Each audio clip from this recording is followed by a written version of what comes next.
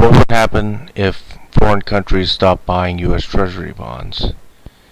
It really depends on the situation, but if you enter an environment of tax cuts, deficit spending, and deregulation of the financial markets, it could lead to an environment of high inflation, along with interest rate hikes to curb inflation.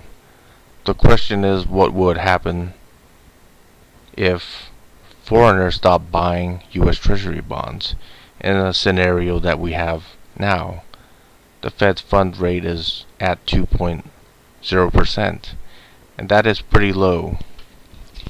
In 2008, when the financial crisis occurred, the Fed fund rate was lowered to almost 0%, and it was held at such a low rate from 2008 to 2016.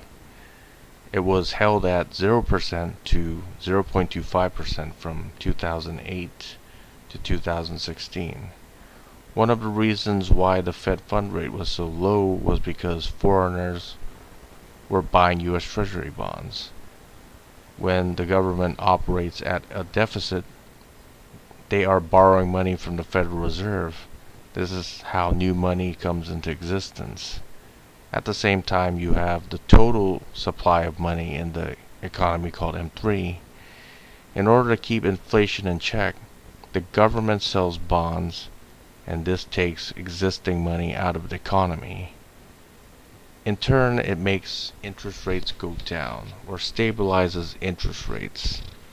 There are many reasons why foreigners buy U.S. Treasury bonds. The first reason is that they want interest rates to be low so Americans could buy their imports. The second reason is it is safer than putting it in the stock market or other speculative assets, because it is a guaranteed return on your investment. The rates might not be high, but it will be paid back at a future date. There's a reason why so many countries export their goods to the USA, and one of the reasons is due to the Bretton Woods Agreement of 1944. This conference was going to make multilateral trade agreements after World War II. By 1944, it was obvious the Allied powers would win the Second World War. It basically set 1 ounce of gold to $35, and that was the exchange rate that it was set. It was the stage for the US dollar to become the global world currency after World War II. The exchange rate wasn't set to 35 British pounds to 1 ounce of gold or any other currency. The Bretton Woods Agreement fell apart during the Vietnam War, when the US overinflated their currency to fight the war in Vietnam. In the late 60s and early 1970s, people wanted to convert their dollars for gold, but they couldn't honor that agreement because the currency got inflated. If $35 was offered for 1 ounce of gold in 1971, the US would run out of gold. Before August 15, 1971, gold was money. As a result, the gold standard was abolished in the US on August 15, 1971, under President Nixon. From that point on, gold was no longer money. It became a commodity. The price of gold was whatever the market stated it would be. The dollar was still used as a world reserve currency, and countries that sold oil and other commodities wanted US dollars only. The US had the strongest currency compared to other currencies for the longest time after World War II. As a result, it was more advantageous to produce things overseas. Starting from the mid-1970s, a lot of production from the USA was shifted to other countries like South Korea, Hong Kong, Macau, Taiwan, and others. Those countries in turn bought U.S. Treasury bonds. From 1971 to the present, oil has been traded in US dollars. A lot of countries needed to trade with the US to get dollars to buy oil.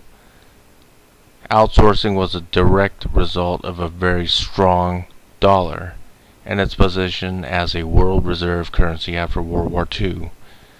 This allowed US companies and corporations to set up production overseas where you could get more with less. For example, let's say wages in China cost about $3.60 per hour, and wages in India is about 40 cents per hour, compared to the wages in the USA, which is about $10 an hour to $20 an hour. You see the disparity. Along with the strong dollar, you have multilateral free trade policies. You see a trend of income taxes going up after World War II and tariffs going down from 1945 to the present. Consumers benefited from free trade policies with lower price goods because if the same goods were produced in the USA, the cost would be much higher. This, in effect, regressed price inflation for goods. At the same time, foreigners used the money they made from these free trade policies to buy up assets in the USA, pushing up real estate prices. Not only did they buy real estate, they bought other assets like equities and businesses. And you have foreign companies like BMW, Honda, Toyota, Hyundai, Volkswagen, Fiat, and others that invested money in the US by building factories and assembly plants. They did it to sell to US consumers and also to export it around the globe because of US free trade policies. The question is, what would happen with the current trend with the rise of populism, fascism, and extreme nationalism? We are seeing a resurgence of this now with the election of Donald J. Trump as president and his call to dismantle these multilateral trade agreements. The answer is simple. Foreigners will no longer buy US Treasury bonds or hold up the US dollar. It will lead to inflation and higher interest rates. They will move production, which is dependent on exports, out of the USA, but they will keep production that is dependent on US consumers in the USA. As you can see in the diagram to the right, you have a representation of the money supply in the economy, the government, central bank, and US Treasury bonds. Inflation is caused by money being in the economy. The way states or countries fight inflation is by doing one of three things. The first would be to raise interest rates. The second way would be by raising taxes. And the third way would be by getting people to buy treasury bonds. All of these mechanisms suck money out of the economy and dampen inflation. In the real world, we have limited resources. Production has limits, and we live in a finite world. The Federal Reserve banking system and other central banks have ways of fighting inflation by raising interest rates. Governments also have the power to do so by increasing taxes. Governments can get people to buy treasury bonds, and they will pay these back with interest in the future. The terms could be 6 months, 1 year, 2 years, 10 years, etc. And the interest rates will vary. This takes money out of the economy, and the government can use this money without creating new money out of thin air. Since the US dollar is the world reserve currency, and it is seen by many to be a safe currency, foreigners have been buying US Treasury bonds for decades.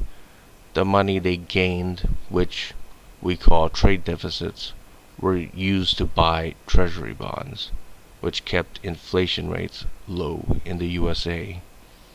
with Donald Trump's policies, you have massive tax cuts, massive deficit spending, tariffs, and deregulation of the financial industry, which will lead to higher inflation.